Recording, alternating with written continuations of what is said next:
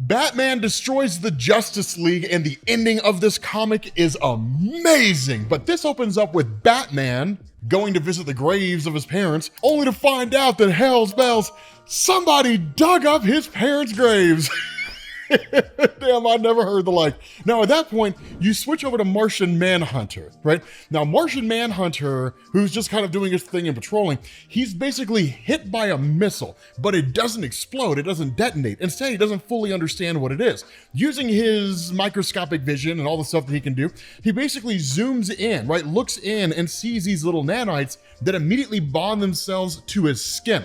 And so at that point, you switch over to the Flash, Wally West, and Wonder Woman, who are basically investigating a fire in Germany's Black Forest. Now, once they get there and they start doing a little bit of investigating, they see just like this dude who's just running like a madman through the forest, setting everything on fire. Now, they ultimately catch up to this guy, right? Like, they chase up to this guy as fast as they can, but this guy starts putting up a fight, right? Literally just like hitting him with tree trunks, the whole 9 yards. He hits the Flash with a tree trunk and sends this guy flying.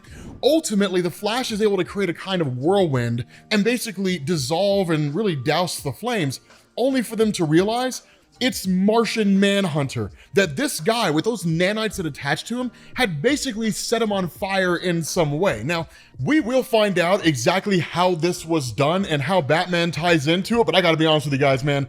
Imagining the Martian Manhunter in like a live action or an animated film just running through the forest, screaming while he's on fire, that sounds hilarious. I'm sorry, people, it's not funny. That's not funny. But it is to me. But here's the thing. At that point, you switch over to the United Nations. Now, the United Nations and everything going on here is kind of a background, and it'll actually be a little more important once we get towards the end. In effect, tensions in the Middle East are basically escalating. But what ends up happening here is, of course, you have these assassins that are going after a combination of Plastic Man and Aquaman. And literally, they just like bust into the place and just immediately attack these guys. Now, Plastic Man, I see all these videos of people who are talking about how powerful Plastic Man is. Plastic Man's not that powerful. You know what Plastic Man's weakness is? The left side of your refrigerator. Being frozen.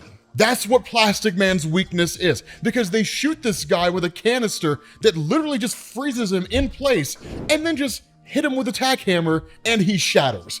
So much for Plastic Man, right? Just one of the strongest characters in DC Comics, right? Like, have that guy stand in Antarctica for 15 minutes and we'll see just how powerful he really is. You know what I mean? But with Aquaman, it's actually a lot more interesting. Aquaman gets hit with a canister that just kind of like douses him in these fumes.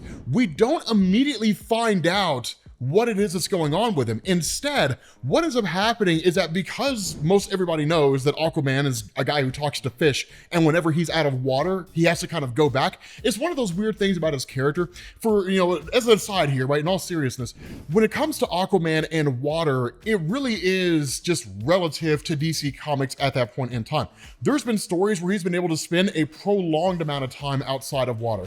And there were stories where he couldn't like be out of water for any more than a couple hours. So it just kind of changes based on the history here. But the long and short of it is he has to return to water at some point in time. But this is really difficult for him to do because apparently this mist that he was doused with makes him afraid of water. He's terrified of it, right? Which basically forces him to seal his own fate.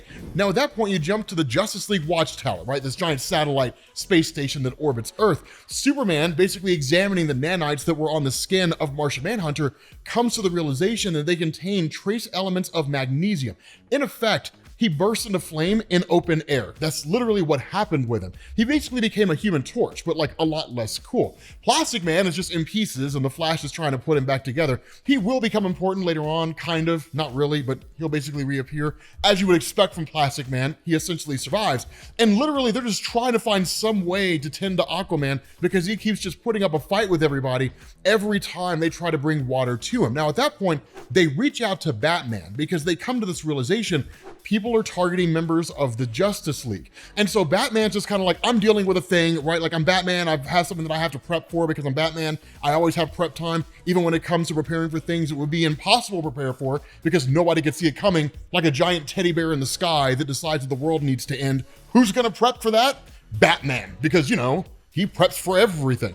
But what you end up getting is them just kind of putting members of the League and what are basically in stasis. But Aquaman has this kind of mental breakthrough, right? Like, the task of the Flash and Wonder Woman is to go find Kyle Rayner, who we'll talk about a little bit more here in a little while, because for new people, they probably don't know a whole lot about his character. But while they're doing that, Aquaman just kind of has this thought, right? He's like, how did they find myself and Plastic Man? How did they locate us, right? Like, no one on Earth knew that we were there.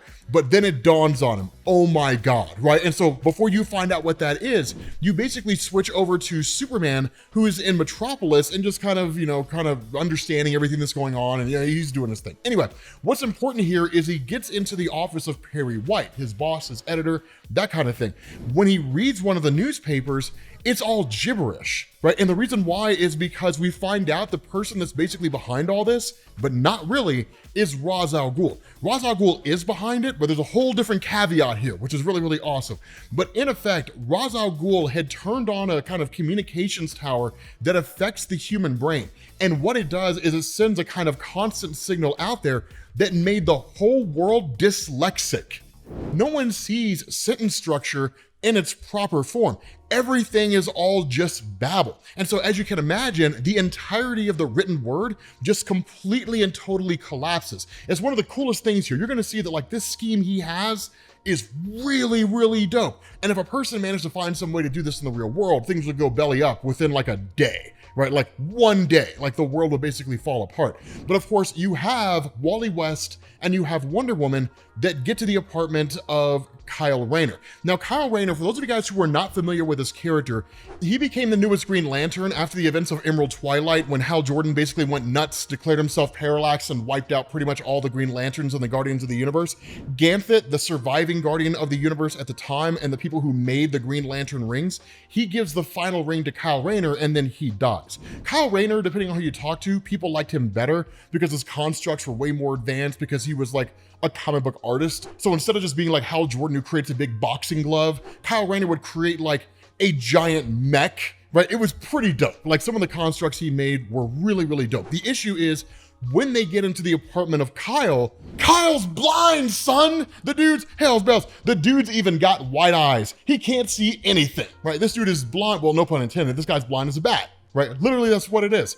And so at that point, you have Batman attacking and really going after Ra's al Ghul, coming to the realization quite quickly that Ra's al Ghul is the one that's behind all this stuff. But then Ra's al Ghul reveals a caveat to Batman, which is, of course, he's the one that dug up his parents, but he's got them suspended over the Lazarus pits, which basically would mean one of two things would happen. Either they would just succumb to the Lazarus pits and they would just kind of melt, and that would be the end of it, and Batman would have to witness the desecration of his parents' dead bodies, or they would come back to life. So it's kind of crazy, right? It's even one of these things where Ra's al Ghul kind of taunts him a little bit. But at that point, you switch back over to Wonder Woman and Kyle Rayner. Now, Kyle Rayner kind of starts freaking out over the fact that he's blind. It does have a lot to do with his Green Lantern ring, in the sense that that's really where he found a kind of greater sense of purpose. Not being able to see means that, yes, he can conjure constructs, but he doesn't know what he's sending them to, right? So there could be a villain like on his left side, and he just like fires a construct straight ahead of him, right? So he just wouldn't be able to effectively be a superhero in any meaningful way. The other part of this is that as a graphic designer, all of his work and really his identity comes down to his eyesight. So waking up one day, which is literally what happened, he just woke up blind, but waking up one day and being completely and totally unable to see, everything that he knows about his life comes crashing down. So it's not just the fact that he's blind, it's the fact that he's lost any and all sense of purpose for himself. But that's when Aquaman contacts Wonder Woman and the Flash and says, be ready, an attack is coming. And they're like, what are you talking about? And he's like, they're using our communication devices. That's how they're finding us. As soon as that statement's made, these guys bust into the door, right? Fire one, they fire a shot off at the Flash. Fire two, they fire a shot off at Wonder Woman. Now here's the cool thing. When Wonder Woman is hit by this shot, what ends up happening is she just sees this woman who's really kind of cool looking, if we're being honest, and the two of them start fighting each other. And Wonder Woman just goes at it, right? She's just literally tearing this chick up. Now, Kyle Rayner, despite the fact that he's blind, is doing what he can to try to wake Wonder Woman up by essentially kind of making his way toward her body by finding the sounds. But one of these people chime in and they say, she can't hear you. The virtual reality chip in her brain has her so firmly convinced that she's engaged in unending mortal combat that her body is undergoing all the rigors of her imagined exertion. The man who designed this trap realized that Wonder Woman's competitive nature can be a great weakness. In battle, all that could make her surrender is a heart attack. So literally, she's fighting to the death against an enemy that doesn't exist. For the Flash, when they fire that shot on him, it's actually a kind of pulsing device that attaches itself to his spinal cord, and he starts experiencing basically epileptic seizures at light speed, right? It just paralyzes this guy. There's literally nothing he can do. Now, what Superman ends up doing is he races off and basically grabs a device, right? The way that he explains it is he says, like, it's relation to Brainiac, right? He says the Brainiac at one point put a giant force field over Metropolis and that he saved the apparatus, right? That Superman can rewire it to emit a counter frequency that can basically blanket Metropolis in a white noise dome and effectively give people back the ability to see speech, or at least to see language as it's actually written, as opposed to seeing it with dyslexic eyes, right? Their brain kind of being reworked. But then you get like this really cool moment from Kyle Rayner, because what you get is them just kind of making fun of him. Like they literally crack him over the head with the butt of a rifle and just kind of send him crashing down to the ground. And then he just like lashes out.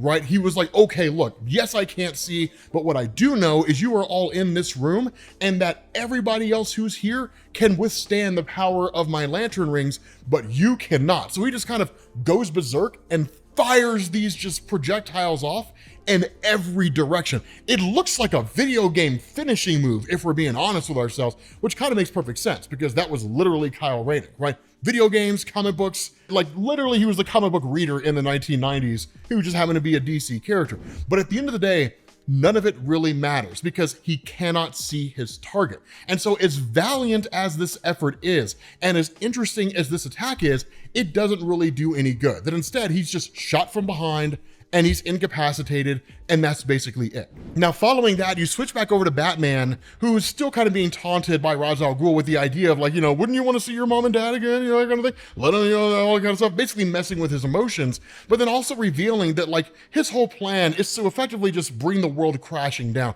which for the most part was like always the plan of Ra's al Ghul in a lot of the earlier, not really earlier stories, but like the stories from like the 80s and 90s, right? To basically destroy society as we know it. He was almost kind of like an extreme environmentalist, potentially you could look at it that way, right? But just create fear and pandemonium. But then what he does here is he reveals to Batman that he holds a piece of red kryptonite. And so jumping back to the scene with like Kyle Rayner and Wonder Woman and all those guys, Martian Manhunter shows up. The kicker about all this is that in order to keep himself from bursting into flame due to the nanites that are still attached to his skin, he's actually wearing a suit that was designed for Atlanteans to stay on land for a prolonged period of time.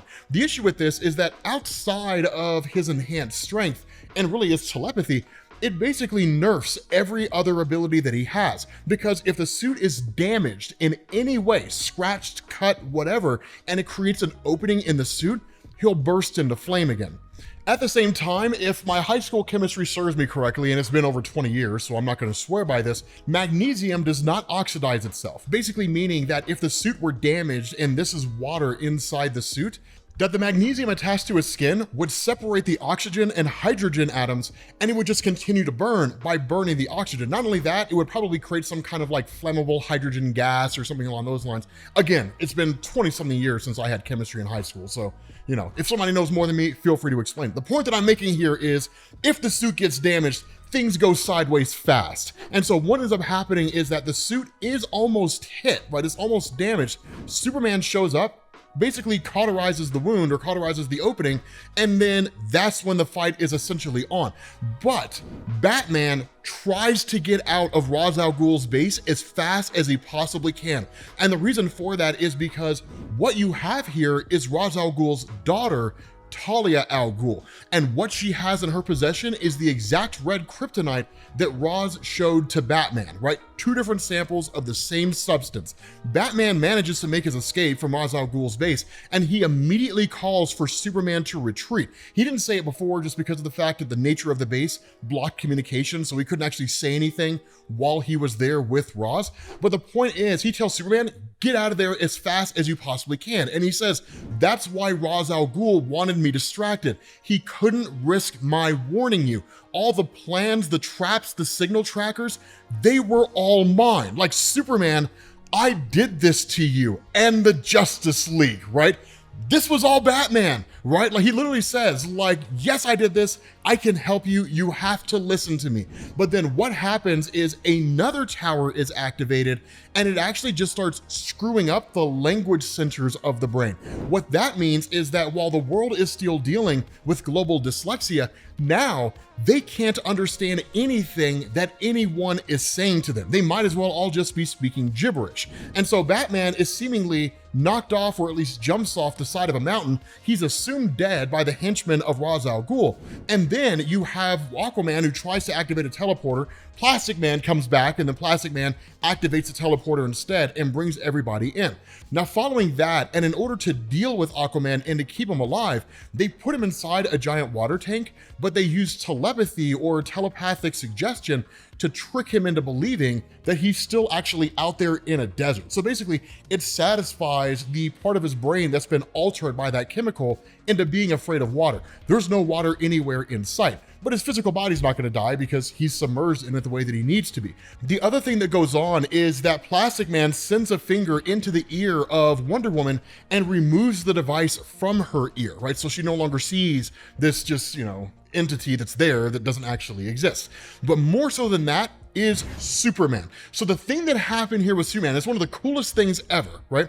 What we're told here is that when Kyle Rayner tries to basically talk to Superman, the response of Martian Manhunter is, he can hear you, Kyle. In fact, right now, he can hear a grasshopper's heartbeat in Beijing. The mutating effects of Batman's red kryptonite have turned his skin transparent. Consequently, the solar energy that powers him blazes directly and excruciatingly into his organs and muscles. And so he literally says, it's everything Superman can do to keep from exploding with power. So in effect, every ability that he has that's derived from yellow sun radiation has been amplified several times over, right? He's just taking in way more energy than his body has ever taken in before. So he can't really process and handle everything, but he kind of pulls it together just long enough to basically laser the device that's attached to the spine of the Flash. The Flash, of course, goes back to normal, right? He's no longer dealing with epileptic seizures at light speed. And then they realize what was going on with Kyle Rayner's ring, that Kyle Rayner had never worn his ring whenever he went to sleep.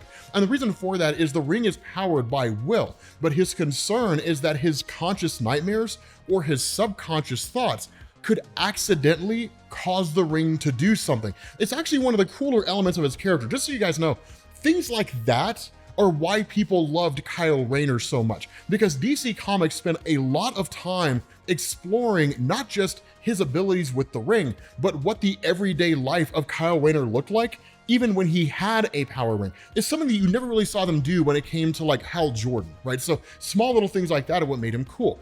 And so what they realize is if he woke up with the ring on his finger, but he always goes to sleep with the ring laying somewhere next to him, then someone came in the middle of the night and attached the ring to his finger. And because the Green Lantern rings work on willpower, right? The most powerful object in the universe, anything the wearer can imagine becomes true. Somebody planted a hypnotic suggestion in his mind that he's blind. And because the ring was on his finger, that became reality. So as crazy as it sounds, the simplest way for him to overcome his blindness is to just believe he's not blind. But because he didn't even understand what was going on, the thought never crossed his mind that that was a possibility. It's a pretty genius way to introduce just like a weakness or a caveat to his character and just kind of write him out of a story or even out of like a huge portion of DC Comics for a period of time, if that's what you wanted to do. But more so than that, when it comes to Superman, this guy is really struggling. And the reason why is because using his X-ray vision and even his telescopic vision and his super hearing and looking out there onto the world, what he sees is that it's all falling apart. People cannot communicate with each other through word or speech, that orders to keep from pressing the nuclear button or to potentially set off nuclear bombs, that none of those orders are being received. People are dying on operating room tables because doctors don't know, they can't see what the patient's heartbeat is, so they're just too afraid to cut into them, right? The power of speech and the power of the written word literally controls the world as we know it. It's one of the most important things. Like, yes, we as people function largely through heuristics, but those are all based and predicated on speech and writing. Without those two things, the quote unquote living by the rule of thumb simply fails, because those are just the basics of human communication and the basic functions of human society. So it's weird to see it all just kind of come crashing down. More so than that, what ends up happening is you pick up with Talia al Ghul, who gets to Ra's, and there's a statement that's made by one of its henchmen, which is like, Batman's basically dead. And she just gets pissed off and then she storms off after attacking this guy, because Talia al Ghul always had a thing for Batman, and the fact the two of them had kind of banged off and on for a while. There is a point where, like, you could call it the relationship if you want to, it's pretty twisted how it happens, but it all kind of comes to a head in like Batman and Robin. Was it Batman and Robin or Batman and Son by Grant Morrison? I can never remember which one, but it's like the introduction of Damian Wayne, the son of Batman, the biological child of Batman and Talia al Ghul, raised as an assassin.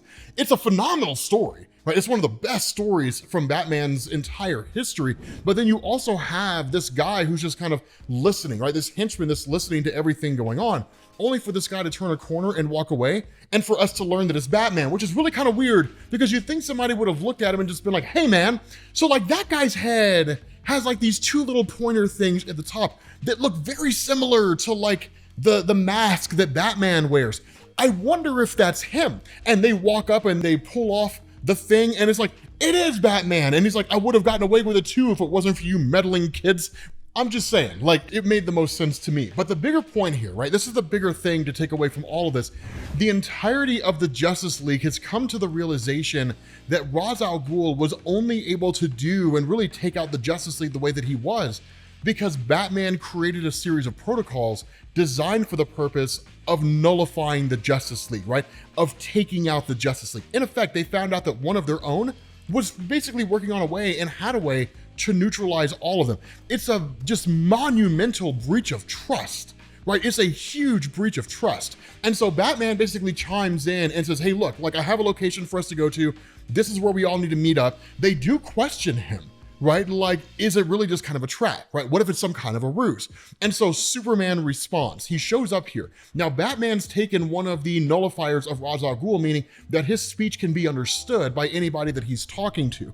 And when everybody basically meets up there, you have Martian Manhunter who's using his telepathy to communicate their thoughts with one another, because thoughts themselves are not disrupted. It's simply the vocalization between how the brain processes those thoughts and how a person speaks that causes everything to go sideways, right? That miscommunication. And so with them all being able to communicate telepathically with each other, they all question whether or not Batman is somebody that they should be even allying with. Can they trust this guy? Now, this leads to them basically launching their attack against the, tower, right? Which kind of corrects speech for the most part. And at least as far as communication goes, sends everything back to normal so they can all just talk normally. And even the world itself can talk normally. But then Talia al Ghul chimes in and she says, here's the bigger thing that you have to worry about here, right? She says, despite the tower's destruction, there's remains enough of Father's technology to beam this message directly to the speech centers of your minds. And she says, you think you've won by eradicating that tower, but Father put a failsafe in place. His goal was to escalate worldwide tension into global warfare. And while you have thwarted him on a grand scale, even now, Rapastin is readying a biochemical strike on neighboring Turkey, right? In essence, the Middle East is about to go to war. And so that's when it's kind of like, okay, so like, how do we deal with this? Because even they kind of ask the question, like, are we being played by Ra's al Ghul's daughter, right? Is this yet like another trap, another ruse, right? You could see how little trust there is between the members of the League. And when the question is asked, like, why should we even trust her? Her response, because this time I have been used callously by my father, because I have had enough of being a pawn in his endless schemes. This is no falsehood. In order to find father's bioterrorists, you must listen to me carefully. But then somebody comes in and somebody basically shoots her, incapacitates her, and then this guy says, good luck, right? Because what you're looking for is a microscopic weapon that's invisible to the naked eye, right? And so while you guys are good, you specifically, Batman, you are not that good, right? And they end the transmission. Now, ultimately, this guy is basically brought before Ra's al Ghul for shooting his daughter, and then Ra's al Ghul feeds that guy to the lions. I just felt like that little bit of a plot thread kind of needed to be wrapped up. But at the end of the day, all the different members of the League are all basically starting to kind of come to terms and really overcome the different weaknesses that they have or the things that have been done to them. In the case of Martian Manhunter, for example, that Martian skin basically replenishes itself and replaces itself pretty quickly, much faster than a human's does. But no one really accounted for this because they expected him to basically burn to death. And so because of that, he's able to basically shed, quite literally, the magnesium-lined skin that he has. And now he's able to walk around in the open air without having to worry about being caught on fire. But Aquaman, still locked in a tank of water, what you actually get here is Martian Manhunter working with him to help him overcome his fear of water by telling him to focus on the man who's responsible for all this and to channel that fear into hatred, which will allow him to overcome it. Of course, focus on Batman. So it's just kind of driving anger and hatred towards Batman. And that's one of the things to know here. Yes, the League is working together, but it's tenuous at best, right? It's one of these things where we'll deal with you later, Batman. For right now, we need to go deal with Ra's al Ghul, right? And so, for the most part, it goes exactly the way that you would expect it to, right? They ultimately find their way to Ra's al Ghul's base, and then what you have is the team basically splitting in two. That Wonder Woman and Plastic Man end up traveling to the Middle East in order to find the guy who effectively has the biological weapon. And then the rest of the Justice League travels directly to Ra's al Ghul's headquarters. Now, for Superman and Batman, once they get into the room with the Lazarus Pit, Batman basically says, Ra's al Ghul has my parents, right? So that's how so much of this is impacting me on a personal level. But where Superman goes to respond and try to free the parents, there's red kryptonite up there. And so he ultimately ends up basically backing down. Not only that, like Ra's al Ghul is just kind of like, the heck with it, right? So he hits the button, the caskets, right? The bodies of Batman's parents come crashing down, right? Getting ready to smash into the Lazarus Pit. Martian Manhunter shows up and basically saves them, right? And that's when Aquaman shows up here. He starts crushing everybody and basically decimating everybody. Now, when it comes to the guy that in the Middle East, like Wonder Woman and Plastic Man, you know, they basically save the day and they tell him like, you know, no one's going to remember you if you die. You're not going to be a martyr. You're just going to be like a dude who did a thing here in the Middle East inside a global war, and you're basically going to kill the world. And so they get him to not do it, and then that's it, right? And it's the least important thing. Nobody cares. But in effect, the day's saved because Ra's al Ghul himself actually makes an escape, right? Like in all the chaos and all the pandemonium, he basically gets away, right? And so it's one of these things where like they don't really catch the villain. And so the real thing here, right? The ending of all this, the real thing is everybody sitting down. The whole of the Justice League, once they realize that there's nothing more that they can do there, the question now turns to, what do we do about Batman? Right? Like, what do we do about this guy? Now, one of the first things they do is they all talk about the idea of trust, and it comes in two forms. The first is by way of humanity, but the second is with each other. And while sure, they are earning the trust of humanity still to a degree, because one of the things to keep in mind, this is technically JLA. This was the series that was launched in 1998, but you're talking within the DC landscape, not that long after the events of like Crisis on Infinite Earths. So for the most part, like the grand reboot and all that kind of stuff that DC did, so superheroes haven't been around for a super long amount of time as far as humanity is concerned. So they're still kind of earning the trust of superheroes, right? As far as the sliding time scale of DC Comics goes. But when it comes to the Justice League, the team only functions at its peak capacity when everyone trusts each other implicitly, that each member has to trust the person next to them with their life if it comes down to it. Batman has demonstrated that not only does he not trust anybody in the Justice League, he actually has contingencies on how to take each one of them down. So in effect, they now see Batman as a clear and present danger. But at the end of the day, he is a member of the League, and that's where the struggle comes into play. Was this an immensely egregious act against the League? Yes. Does it wipe away any instance in the history of the team when he saves someone's life, when he's done something beneficial for the Justice League as a whole? No. And so that's where the struggle comes in. Does he stay or does he go? And each member of the League goes through and votes. Now, they also asked Batman, what was your motivation for this?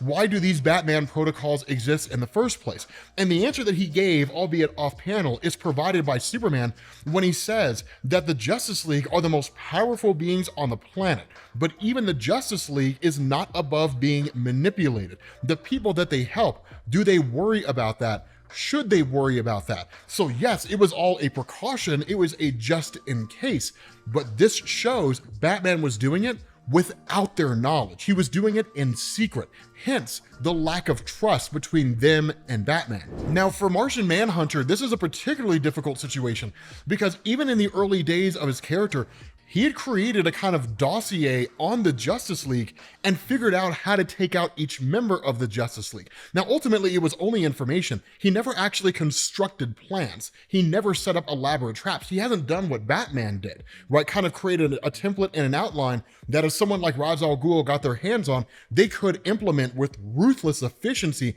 and take down the entire team.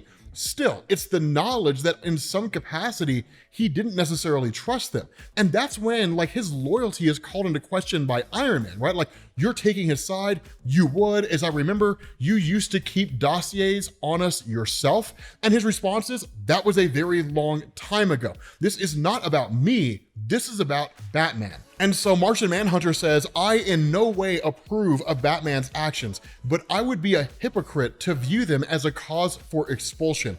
I say he stays, right? Kyle Rayner says that he stays, right? Votes that he be allowed to stay there. The reason for this, and this is one of the coolest things, he says, for months, I've been friendly to a guy who's been looking at me like I was a crash test dummy, but I got this ring through the same dumb luck that could have delivered it to some sicko. And the thought of that happening makes me respect why someone would want to figure out its failsafe, even not tell us that they were doing that so that we could not devise a way around it. With that kind of thinking, maybe we'd still have a coast city. And so what we're talking about here, right, specifically, he's talking about Hal Jordan, right? When Hal Jordan became Parallax in Emerald Twilight, going into like 0 Hour, Crisis in Time, and trying to attack all of creation and blinking the universe out of existence and bringing it back, when it was all that kind of stuff, no one had really sat down and asked, what if Hal Jordan goes nuts? Right? Like, what if this guy loses his mind and becomes a villain? You could argue that it was naivety. You could argue any number of things, but calamities like that are part of the reason why Batman did what he did. And so at the end of the day, that's Kyle Rayner's line of logic. If Hal Jordan taught us anything, it's how easily one man can fall, and with unlimited power that comes with the Green Lantern ring, how much havoc they can unleash, not just across Earth, but across all of creation. And so Wonder Woman's whole response here is like, I vote for expulsion. At the end of the day, I cannot forgive this, right? I cannot trust a man like that. I have no confidence fighting alongside a person that would do something like this, right? Plastic Man is just like thinking about it for a second, you know, and it's just kind of like, I mean, sure, like I owe Batman, right? You know, Batman's definitely helped me out. But at the end of the day, he can't forgive what happened to him because his weakness is the left side of the refrigerator. So he's just like, get him out of here. And then it all comes down to Superman. He's the swing vote, right? 3-4, 3 against, he's the final guy. And the question's asked, like, you know Batman better than anybody else here. Do you think he knows each of us well enough to know how you will vote and how we will vote? And before any of them can get an answer, when they get out into the Justice League Watchtower, Batman's taken off. He knows exactly what the vote's going to be, that they're going to vote him out. With that being said, guys, we're gonna bring this video to an end. Let me know what you guys think about it down in the comments section, and I will catch you all later. Peace.